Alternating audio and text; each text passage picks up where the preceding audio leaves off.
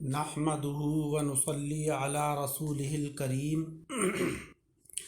اما بعد فاعوذ بالله من الشيطان الرجيم بسم الله الرحمن الرحيم وإذا قيل لهم آمنوا كما آمن الناس قالوا أنؤمن كما آمن السفهاء ألا إنهم هم السفهاء ولكن لا يعلمون صدق الله العلي العظيم اللهم صل على سيدنا ومولانا محمد وعلى آل سيدنا ومولانا محمد وبارک وسلم۔ حضرات سامعین کرام، آج سورہ بقرہ کی 13ویں آیت کریمہ درس قرآن میں شامل ہے۔ اس کے اندر اللہ جل شانہ و عم نوالہ نے فرمایا کہ وَإِذَا قِيلَ لَهُمْ آمِنُوا، جب منافقین سے کہا جائے ایمان لاؤ، کما آمن الناس، جیسے اور لوگ ایمان لائے ہیں، قالوا انؤمن، تو منافقین کہتے انؤمن، کیا ہم ایمان لائیں، کما آمن السفہاء، جیسے کہ ایمان لائے ہیں احمق اور بے وقوف لوگ، الا انہم هم السفہاء ولکن لا یعلمون، آگاہ ہو جاؤ، خبردار، بے شک یہی یعنی منافق لوگ جو ہیں وہی احمق ہیں، لیکن یہ جانتے نہیں ہیں۔ تو اس مقام پر قیلا وہی فعل ماضی کا صیغہ ہے، قالا یقولو کے معنی آتے ہیں کہنا، وَإِذَا قِيلَ لَهُمْ، جب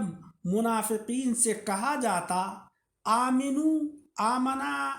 یؤمنو ایمانن سے بنا ہے، جس کے معنی ہے ایمان لاؤ،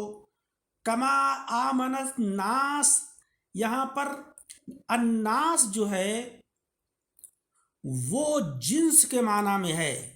یعنی پوری نوع انسانی جیسے ایمان لائی ہے، اسی طریقے سے اے منافقین تم بھی ایمان لاؤ۔ تم یہ جو ظاہری طور پر تو ایمان لا رہے ہو اور باطنی طور پر تم تصدیق نہیں کر رہے ہو، یہ تمہارا ایمان صحیح نہیں ہے۔ تو منافقین اس کے جواب میں کہتے انؤمن کما آمن السفہاء، کیا ہم جیسے کہ بے وقوف اور احمق لوگ ایمان لائے ہیں ان کی طرح ہم بھی ایمان لائیں؟ معاذ اللہ، وہ ان مسلمانوں کو کہ جو جناب محمد مصطفیٰ صلی اللہ علیہ وسلم کی ذات گرامی پر اپنی جانوں کو نچھاور کرتے، جو سچے ایماندار، متقی اور پرہیزگار اور حضرات صحابہ رضی اللہ تعالی عنہم کہلائے جاتے ہیں، ان کو وہ بے وقوف اور احمق کہہ رہے ہیں۔ تو اللہ جل شانہ و عم نوالہ نے منافقین کی اس بے ادبی اور ان کی اس گستاخی کا جواب حرف تنبیہ سے دیا کہ الا، خبردار ہو جاؤ، انہم هم السفہاء، بے وقوف صحابہ رضی اللہ تعالی عنہم نہیں ہیں، بلکہ یہی منافقین ہیں احمق اور بے وقوف، ولکن لا یعلمون، علم یعلم علما کے معنی جاننا، ولکن لا یعلمون، لیکن یہ منافقین جانتے ہی نہیں ہیں کہ بے وقوفی اور حماقت کس چیز کا نام ہے۔ اس مقام پر اللہ جل شانہ و عم نوالہ نے الناس فرمایا کہ جس طرح لوگ ایمان لائے ہیں۔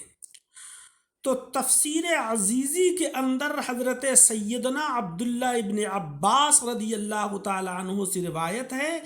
کہ آپ فرماتے ہیں کہ الناس سے مراد حضرت ابو بکر صدیق، حضرت عمر فاروق اعظم، حضرت عثمان غنی اور حضرت علی مرتضیٰ کرم اللہ وجہہ ہیں۔ چونکہ اس زمانے میں یہ حضرات خلوص ایمان میں بہت مشہور ہو چکے تھے،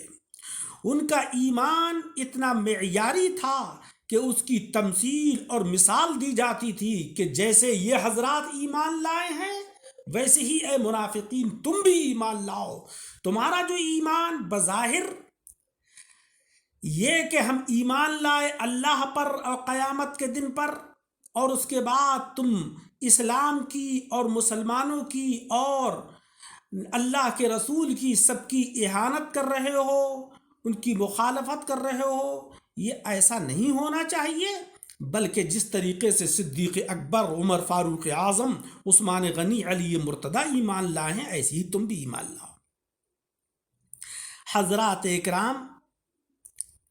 اللہ جل شانہ و عم نوالہ نے اس کے بعد فرمایا السفہاء۔ سفہاء یہ سفہن سے بنا ہے، اس کے لغوی معنی ہے ہلکا پن۔ اہل عرب بولتے ہیں صفحتہ الریح، یعنی اس کو ہوا اڑا لے گئی۔ اصطلاح کے اندر اس کے معنی ہے بے وقوفی اور حماقت، کیونکہ اس میں بھی عقل کا ہلکا پن ہوتا ہے۔ اس کا مقابل حلم ہے جس کے معنی ہے بردباری اور دور اندیشی۔ منافقین نے مخلص مسلمانوں کو چند وجوہ سے بے وقوف کہا۔ ایک وجہ تو اس میں سے یہ ہے کہ اس وقت اکثر مسلمان فقراء تھے، مساکین تھے، مالی اعتبار سے کمزور تھے، مکۃ المکرمہ میں اپنی زمین جائیدادیں اور اپنے مکانات چھوڑ کر آئے تھے، مدینہ طیبہ میں نئے نئے آباد ہوئے تھے، مالی کمزوری تھی، اس لیے ان کی غربت اور ان کی مسکینی حالت کو دیکھ کر یہ منافقین چونکہ مالدار تھے تو اس لیے ان کو وہ کہتے تھے کہ جیسے یہ احمق اور بے وقوف لوگ معاذ اللہ ایمان لائے ہیں ہم ان کی طرح ایمان لائیں۔ تو یہ منافقین ان کی حقارت بیان کرتے تھے، اس لیے اللہ جل شانہ و عم نوالہ نے ان کو رد فرمایا اور فرمایا کہ بے وقوف صحابہ اکرام رضی اللہ تعالیٰ عنہم نہیں ہیں، بلکہ بے وقوف یہی لوگ ہیں جو منافق ہیں، جن کے اندر صفت نفاق چھپی ہوئی ہے۔ الا انہم هم السفہاء ولکن لا یعلمون کے اندر ایک تاکید تو الا، اس کے بعد دوسری تاکید انا، اور تیسری تاکید ہم۔ اللہ تبارک و تعالیٰ نے ان منافقین کو چند وجہوں سے بے وقوف فرمایا۔ اولاً اس لیے کہ انہوں نے مٹنے والے نفع کی خاطر باقی رہنے والی نعمتوں کو چھوڑ دیا۔ چونکہ دنیا کی نعمتیں کتنی ہی معیاری ہوں مگر وہ نعمتیں فانی ہیں، باقی انعامات اور باقی نعمتیں تو وہ ہیں کہ جو اخروی ہیں۔ منافقین نے ان ظاہری نعمتوں کے یعنی دنیا کے منافع کے لالچ میں اخروی نعمتوں کو چھوڑ دیا، اور وہ نعمتیں کہ جو اللہ تبارک و تعالی ایمان حقیقی کے بدلے میں عطا فرمائے ان نعمتوں کو انہوں نے حقیر جانا۔ اس لیے مولا رب العزت نے سخت تاکید کے ذریعے سے فرمایا کہ الا انہم هم السفہاء، خبردار آگاہ ہو جاؤ، یہی لوگ احمق ہیں، یہی لوگ بے وقوف ہیں۔ دوسری مناسبت اس میں یہ ہے کہ انہوں نے قوی دلائل کے مقابلے میں اپنی فاسد خیالات پر اعتماد کر لیا، اور جو قوی دلائل کو چھوڑ کر فاسد خیالات پر اعتماد کرتا ہے وہ شخص بڑا احمق اور بے وقوف ہوتا ہے۔ تیسری مناسبت یہ ہے کہ یہ دو گھر کے مہمان بن گئے منافقین، اور جو طبقہ دو گھروں کا مہمان بنتا ہے وہ ہمیشہ بھوکا رہتا ہے، اس لیے ان سے کہا جا رہا ہے کہ تم نے بظاہر تو ایمان کا دعویٰ کر رکھا ہے، ادھر بھی مہمان بنے ہوئے ہو، اور بباطن تم نے کفر کا دعویٰ کر رکھا ہے، ادھر بھی مہمان بنے ہوئے ہو، لہذا تم بھوکے رہو گے ان نعمتوں سے کہ جو اللہ جل شانہ و عم نوالہ حقیقی ایمان والوں کو عطا فرمائے گا۔ لا یعلمون، یہ علمہ یعلموں سے مشتق ہے، یعنی وہ لوگ جانتے نہیں ہیں۔ پہلی آیت میں اللہ تبارک و تعالیٰ نے لا یشعرون فرمایا، اور یہاں پر لا یعلمون فرما کر علم اور سمجھ کی نفی فرمائی کہ ان کے اندر علم نام کی کوئی چیز ہے ہی نہیں، اور سمجھ نام کی بھی ان کے اندر کوئی چیز نہیں ہے۔ اس کے اندر بھی چند حکمتیں ہیں۔ ایک یہ کہ وہاں پر فساد کا ذکر تھا کہ تم فساد مت پھیلاؤ جو حواس سے محسوس ہوتا ہے، اور یہاں پر بے وقوفی کا ذکر ہے جو عقل سے معلوم ہوتی ہے، تو اس لیے کہا جا رہا ہے کہ تم بے وقوف ہو، تم جانتے ہی نہیں ہو۔ اور منافقین کی یہی کیفیت تھی کہ وہ دیکھتے تو تھے حقائق کو اور سمجھتے تھے، لیکن ماننے کو تیار نہیں تھے، تو ان کا یہ سمجھنا، ان کا یہ جاننا اللہ تبارک و تعالیٰ کے نزدیک قابل اعتبار نہیں ہے۔ تو وَإِذَا قِيلَ لَهُمْ آمِنُوا كَمَا آمَنَ النَّاسِ، جب منافقین سے کہا جاتا ہے کہ تم ایمان لاؤ کہ جیسے اور لوگ ایمان لائے ہیں، یعنی حضرات صحابہ کرام رضی اللہ تعالیٰ عنہم ایمان لائے ہیں، قالوا انؤمن، تو منافقین جواب یہ دیتے کہ کما آمن السفہاء، ہم ایمان لائیں جیسے کہ بے وقوف اور احمق لوگ ایمان لائے ہیں، معاذ اللہ۔ الا انہم هم السفہاء ولکن لا یعلمون،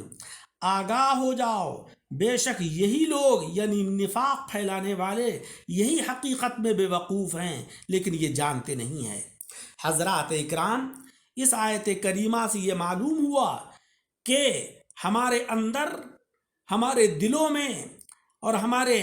ہماری روحوں میں نفاق نام کی کوئی چیز نہیں ہونا چاہیے، کیونکہ یہ نفاق بے وقوفی اور حماقت کی علامت ہے۔ یہ نفاق اس بات کی علامت ہے کہ ہم حقائق کو جانتے نہیں ہیں، ہمارے دلوں میں عرفان باری تبارک و تعالی کا ملکہ نہیں ہے، جس کی اللہ جل شانہ و عم نوالہ نے نفی فرمائی ہے۔ اللہ تبارک و تعالی ہمیں اور آپ سب کو نفاق سے محفوظ فرمائے۔ یہ درس قرآن کی 13ویں آیت تھی جو دعوت حق چینل پر میں نے پیش کی ہے۔ میرا مقصد تو یہ ہے کہ اللہ جل شانہ و عم نوالہ ہمیں قرآن عظیم کو پڑھنے اور اس کو سمجھنے اور اس کے اوپر عمل کرنے کی توفیق عطا فرمائے۔ اس لیے میں نے ایک آیت کریمہ دعوت حق چینل پر پیش کی ہے، اور ہر روز میں یہی کوشش کرتا ہوں کہ ایک آیت کریمہ کا ترجمہ اور اس کی مختصر تشریح بیان کر دوں، تاکہ عام مسلمانوں کو یہ پتہ چلے کہ اللہ جل شانہ و عم نوالہ نے قرآن عظیم کے اندر ہمیں کیا کیا نعمتیں اور کیا کیا احکام اور کیا کیا مولا رب العزت نے نواہی بیان فرمائے ہیں۔ جب ہمیں علم ہوگا، ہم اس کے حقائق کو جانیں گے، ہمیں جب پتہ چلے گا، تبھی ہماری عملی زندگی درست ہوگی۔ آپ حضرات سے گزارش ہے کہ قرآن عظیم کی اس آیت کریمہ کے ترجمے اور اس کی تشریح کو سننے کے بعد اس کو شیئر کر دیں، تاکہ عام لوگوں کو بھی پتہ چل جائے کہ اللہ تبارک و تعالیٰ اس آیت کریمہ میں ہم سے کیا فرما رہا ہے، اور دعوت حق چینل کو سبسکرائب کرنے کی زحمت بھی فرمائیں، نوازش ہوگی۔